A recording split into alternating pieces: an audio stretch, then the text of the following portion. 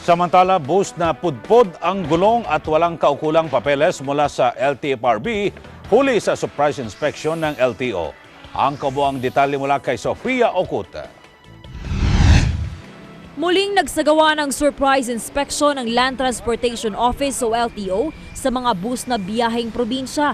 Partikular na pinunteriya ng LTO ang mga bus na dumadaan sa kahabaan ng EDSA. Isa-isang tiningnan ng mga tauhan ng LTO ang mga wiper, gulong at maging ang mga papeles ng mga ito.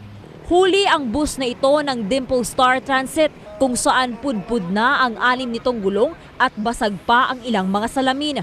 Makadelikado po nung gulong. Kaya po dito sa checklist natin sa LTO Law Enforcement ay sa gulong pa lang, pag makita natin na pudpud na yung gulong, ay hindi na natin pinapabiyay yung bus na yon para sa seguridad ng lahat ng ating mga mananakay.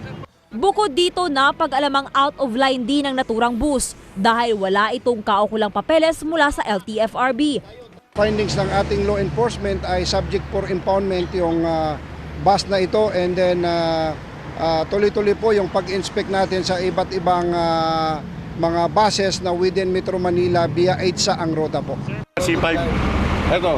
Ganon din yung load. Cubao, Quezon City, via Out C5. of line din. Pakiusap pa ng LTO sa mga bus operator para maiwasan ang pagkantala, sundin na lamang ang mga ipinatutupad na panuntunan ng LTO para maiwasan ang mga aksidente. Ayon sa LTO, tuloy-tuloy ang kanilang ginagawang inspeksyon sa mga bus para matiyak ang kaligtasan ng bawat pasahero na bibiyahe ngayong bakasyon. Sofia Ocuta, Eagle News.